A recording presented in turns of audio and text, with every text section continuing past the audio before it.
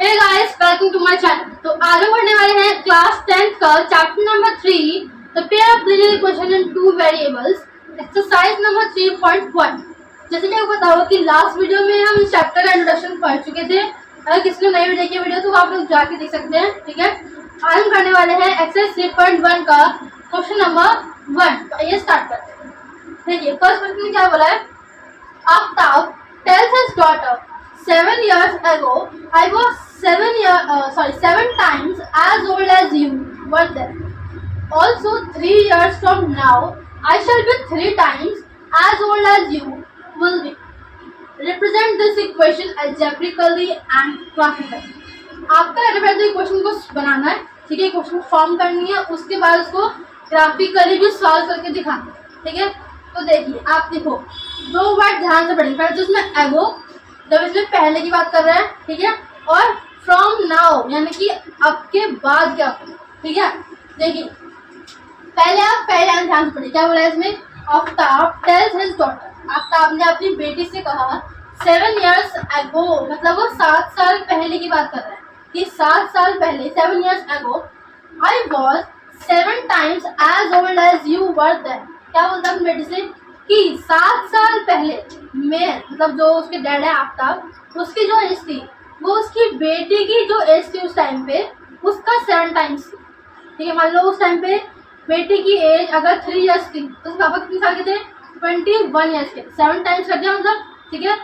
ठीक है, तो आइए अब इसको पहले क्वेश्चन फॉर्म में लिखते हैं। ठीक है, सेकेंड उसने बोला, उसने ऑल्सो 3 years फ्रॉम नाउ, मतलब अब वो फ्यूचर की बात कर रहा है, यानी कि 3 साल बाद, अब से 3 साल बाद क्या होगा, आई shall be 3 times as old as you will be।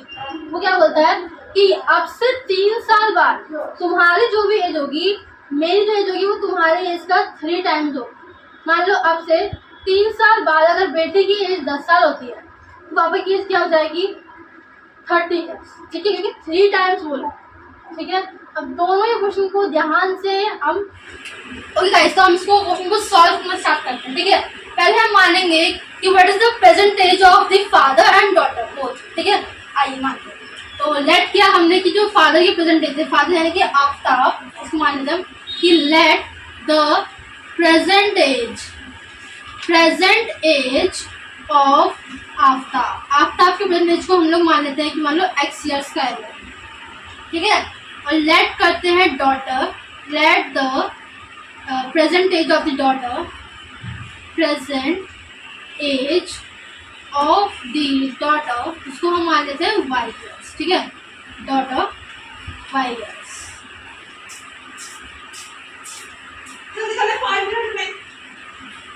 y years। ठीक है, अब देखो दो केस बन रहे हैं। पहला केस है 7 years ago, मतलब 7 साल पहले की बात कर रहा है। सेकंड केस है 3 years from now। ठीक है, दोनों केस को अलग अलग सॉल्व करते हैं। यहाँ पे हम लिखते हैं फर्स्ट केस जिसमें बोला है 7 years ago, 7 years ago की बात करेंगे यहाँ पे हम। ठीक है, सेकंड केस में क्या बोला है हमें, 3 years from now, 3 years from now। ठीक है, सेकंड केस। तो फर्स्ट केस में हमें बोला है 7 years ago, यानी कि 7 साल पहले की बात कर रहा है। ठीक है, अगर मान लीजिए किसी की एज अभी 10 साल है, 7 साल पहले कितनी होगी, 3 साल। किसी की एज 20 साल है, 7 साल पहले कितनी होगी, 13 years old। ठीक है, 7 साल पहले मतलब दोनों की एज में 7 माइनस हो जाएगा, वही हम यहाँ पे करने वाले हैं। दोनों की प्रेजेंट एज क्या थी, एक की प्रेजेंट एज थी x, दूसरे की थी y। 7 साल पहले तो दोनों की एज में 7 माइनस हो जाएगा, यानी कि x - 7 और y - 7। फर्स्ट चीज हमने पढ़ ली, 7 years ago की बात की थी। सेकंड बात हमें क्या बोली है कि I was 7 times as old as you, यानी कि पापा बोल रहे हैं कि 7 साल पहले पापा की जो एज थी वो ऑलरेडी 7 टाइम्स थी डॉटर की एज। मतलब पापा की 7 टाइम्स तो थी ना, अगर मुझे दोनों को बराबर करना तो क्या करूंगी, मैं बेटे की 7 टाइम्स कर दूंगी।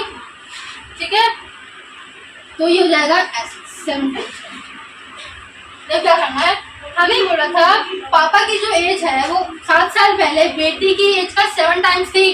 ठीक है, अगर मुझे दोनों की एज को इक्वल करना है तो मैं क्या करूँ, पापा की तो ऑलरेडी 7 टाइम्स थी, बराबर करने क्या करूंगी मैं, बेटी की एज में 7 टाइम्स कर दूँ।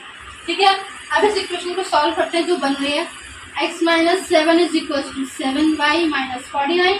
ठीक है, ये क्या हो गया, x 7y इधर आ गया तो minus 7y is equal to minus 49 होने आ रहा होगा। ठीक है, अब हम जाते हैं सेकंड केस में। सेकंड केस में हमें बोला था 3 इयर्स फ्रॉम नाउ की बात कर रहा है, मतलब एक की x अगर एज अभी x है, दूसरे की y है, तो 3 साल बाद दोनों की एज क्या हो जाएगी, दोनों की एज में 3 प्लस हो जाएगा। तो यानी कि 3 साल बाद x की एज क्या होगी x प्लस 3, अंडरस्टैंड। और 3 साल बाद y की एज क्या होगी y प्लस 3। ठीक है, फर्स्ट चीज तो हमने कर दी, जो कि क्या बोला था हमें कि 3 इयर्स फ्रॉम नाउ। ठीक है, सेकंड बात हमें क्या बोली है कि I shall be 3 times as old as you will be. अब उससे पापा क्या बोलते हैं कि 3 साल बाद मेरी जो एज है वो तुम्हारी एज का 3 टाइम्स हो। ठीक है, मतलब उससे पापा क्या बोलते हैं कि इसकी जो एज है वो उसकी बेटी की एज का 3 टाइम्स होगी। अब देखो ये तो ऑलरेडी 3 टाइम्स है ना, अगर मुझे बराबर करना है तो मैं क्या करूँगी, बेटे की एज को 3 टाइम्स, ठीक है, बेटे की एज को 3 टाइम्स कर दूंगी, जिससे कि दोनों क्या हो जाएंगे, इक्वल हो जाएंगे। I hope you understand. तो आई सॉल्व करते हैं, अब इनको सॉल्व कर लेते हैं। x plus 3 is equal to 3y plus 9 and x minus 3y is equal to 9 minus 3।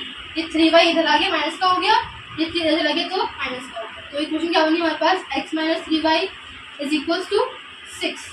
Form में इक्वेशन लिखना बहुत जरूरी है, तो उसको हम उसी फॉर्म में लिखते हैं, x minus 3y minus 6 is equal to 0। अब देखो क्वेश्चन में हमें क्या बोला था, रिप्रेजेंट करता है दोनों सिचुएशंस को अलजेब्रिकली। अलजेब्रिकली हमने कर दिया। फर्स्ट इक्वेशन क्या बनी, x minus 7y plus 42 is equal to 0। Second situation क्या बनी है, x minus 3y minus 6 is equal to 0। Second हमें बोला है कि हमें इस इक्वेशन को ग्राफिकली भी रिप्रेजेंट करना है। ठीक है, अगर आपको क्लास 9th का चैप्टर नंबर 4 याद हो तो हमने सीखा था कि जब भी 2 वेरिएबल्स वाली इक्वेशन उनको सॉल्व कैसे करते हैं, बॉक्स बनाते हैं, एक वेरिएबल को लेट करते हैं, दूसरी वैल्यू फाइंड करते हैं। ठीक है, फिर उन पॉइंट्स को ग्राफ पे प्लॉट करते हैं। ठीक है, आप इसका सेकंड पार्ट घर पे खुद ट्राई करेंगे ग्राफिकली रिप्रेजेंट करना।